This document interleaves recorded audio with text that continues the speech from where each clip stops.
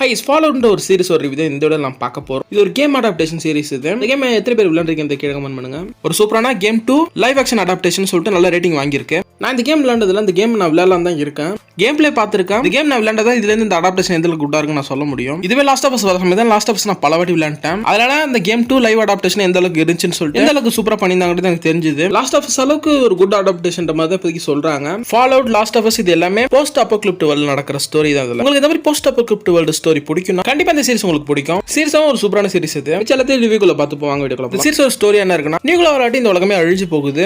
அழிஞ்ச பின் மனித இனமே வித்தியாசமான ஒரு முறையில வாழ்றாங்க. பங்கர்ல பணக்காரங்க எல்லாம் வாழ்றாங்க. அதுக்கு பேர் வால்ட்னு சொல்லுவாங்க. அது மாதிரி நிறைய வால்ட்ஸ் இருக்கு. இந்த வால்ட்ல மட்டும் தான் ரூல்ஸ், சம உரிமை, மனிதநேயம் இது எல்லாமே அங்க மட்டும் தான் இருக்கும். இதுக்கு அப்படியே வெளி உலகத்துல பாத்தீங்கன்னா இது எதுவுமே இருக்காது. சர்ஃபேஸை பொறுத்தளவுக்கு அவன் இஷ்டத்துக்கு தெரியும். ட்ரெடிஷனலா பாதிக்கப்பட்ட மியூட்டேட் ஆகி மனிதர்கள், மிருகங்கள், இன்னும் வித்தியாசமான மனிதர்கள் எல்லாம் பார்க்கலாம் இந்த சீரிஸ்ல. அட் சேம் டைம் வெளி உலகத்துல பிரதர்ஸ்னு ஒரு ஆர்மி மெம்பர்ஸ் இருப்பாங்க. இப்போ இவங்க எல்லாருக்குமே ஒரு சயின்டிஸ்டோட தலை ஒன்று தேவைப்படும்.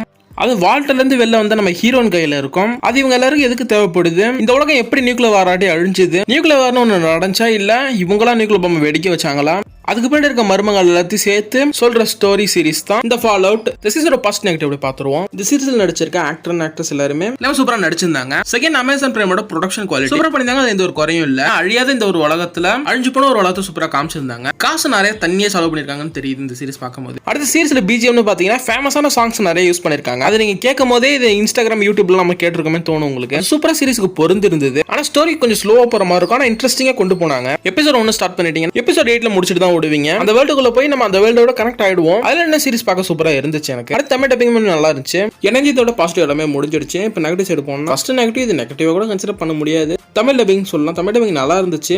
வர வர அமேசான் பிரைமோட தமிழ் டப்பிங்ல ஒரே ஒரு விஷயம் தான் இடிக்குது. கண்டிப்பா ஒரிஜினல் வெர்ஷன்ல இருக்கிற அந்த கெட்ட வார்த்தையை அது நம்ம டப்பிங்ல நார்மலா திட்டுற மாதிரி மாத்துவாங்க. ஆனா இப்பெல்லாம் தமிழ்ல இருக்க கெட்ட வார்த்தையை அந்த இடத்துல யூஸ் பண்ண ஆரம்பிச்சிட்டாங்க. அந்த சீரிஸோட ஒரிஜினாலிட்டி மெயின்டைன் பண்ணாலும் ஏன்னா அது கொஞ்சம் தேவையில்லைன்னு படுது. ஏன்னா ஃபேமிலி அடிச்ச சீரிஸ் இப்போதைக்கு பாக்குறாங்க. அந்த இடத்துல மட்டும் அது முகசுழிப்பு ஏற்படுத்தும். அதோட இந்த கெட்ட வார்த்தை ஒன்றும் பிரச்சனை இல்லை. தனியா பார்க்கும்போது நம்மளுக்கு பிரச்சனை இல்லை எப்பொழுதுமே.